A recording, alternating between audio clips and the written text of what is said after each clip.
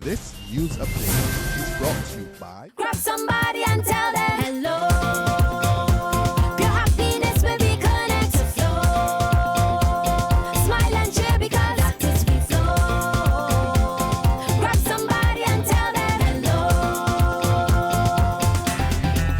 With your hands in the air, hands in the air, hands in the air, hands in the air. This is how we flow, yeah. Grab somebody and tell them this is how we flow.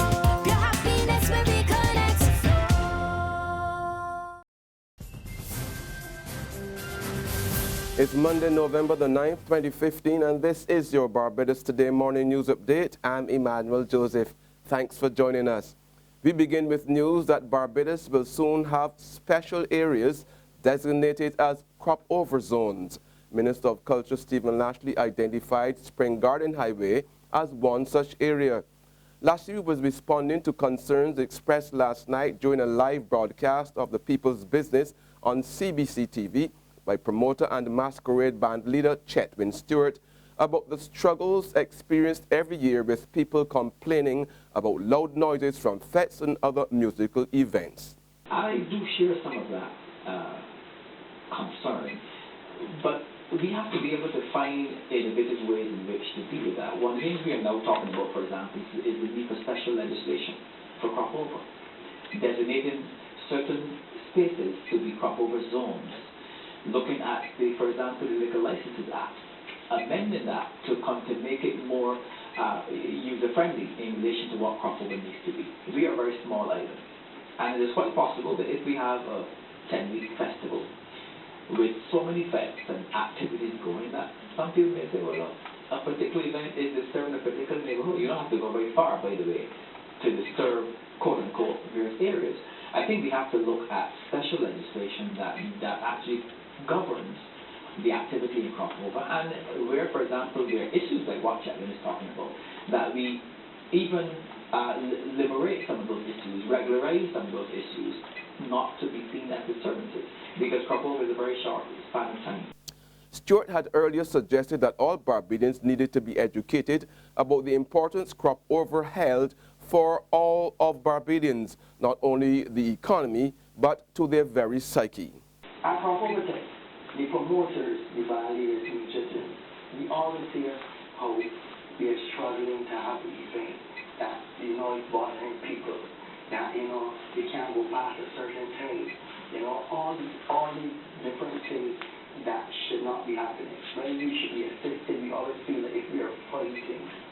I've been only in it for 23 years, but it's every year it's a fight. Addressing the issue of the true value of crop over to the economy, Minister Lashley disclosed that the deal was in the works with the University of the West Indies to determine the real impact. But one of the things we're doing is we are looking at actually measuring not only the cultural festival, but we're looking at the impact in terms of the cultural sector generally on the Barbados economy.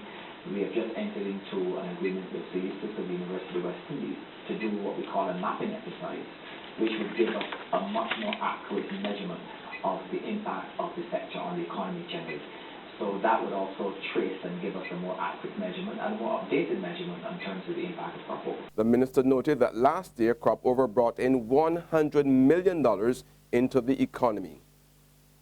Meanwhile, tourism officials are looking to increase the numbers of visitors from the U.S.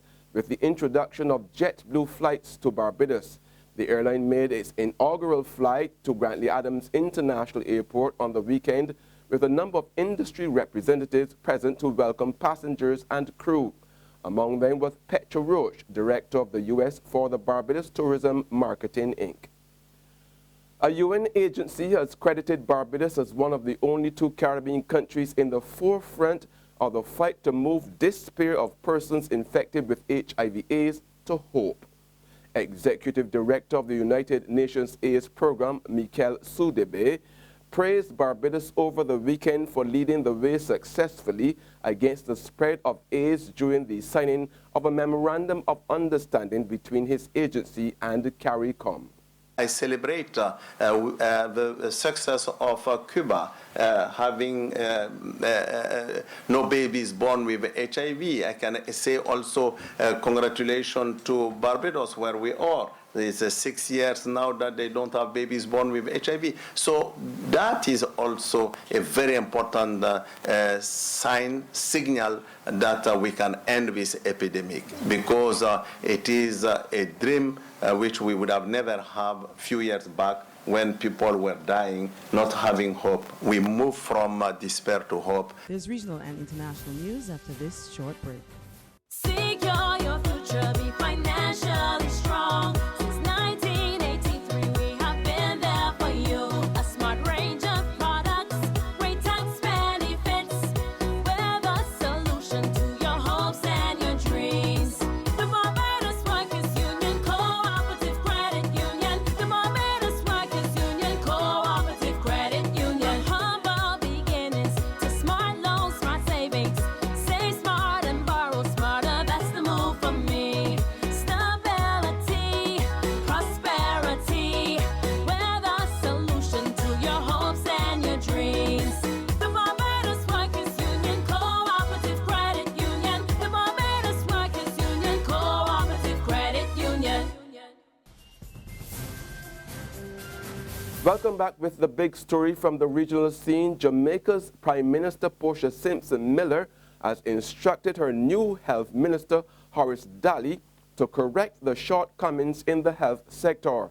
Simpson's instructions were announced yesterday in a national radio and television broadcast soon after the much-anticipated health audit report. Effective today, Daly, who is the current minister without portfolio in the Ministry of Finance, will replace Dr. Fenton Ferguson as the Minister of Health. Assignment followed public outcry over the dead babies scandal, the latest controversy to rock the ailing health ministry and the government. Ferguson has been moved to the Labour and Social Security Ministry. He is to be replaced by Horace Daly, the junior minister in the Finance Ministry. Derek Kelly will focus on the agriculture portfolio. The people of St. Vincent and the Grenadines will go to the polls on December the 9th to vote for a new government.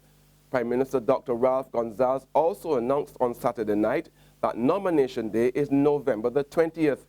Addressing supporters of his ruling Unity Labour Party, ULP, Gonsalves said while his party has not been perfect, it is refreshing and renewing itself for another term. The ULP will face a challenge from the main opposition New Democratic Party, NDP, headed by Arnhem Eustace, a former Prime Minister who lost the last general elections in 2010 by an 8-7 margin in the 15-seat parliament. Now on the international scene, Russia says it has flown 11,000 tourists home from Egypt in the past 24 hours, and more were returning yesterday. Moscow announced on Friday that it was suspending all flights to Egypt after a Russian plane crashed in the Sinai, having initially dismissed suspicions that a bomb brought down the jet. Dozens of special flights were put on for tourists wanting to go home. A Remembrance Day service has been held in St. Petersburg for the crash's 224 victims, most of whom were Russians. The bell rang out 224 times for each victim of the Russian plane crash. Inside St. Isaac's, there were prayers for the dead. People here are struggling to come to terms with what happened, and they're frightened of what might happen next. It's not only the scale of this disaster which has shocked people in St. Petersburg and across Russia, it's the growing suggestion that it may well have been a bomb that blew a plane with Russian holidaymakers out of the sky.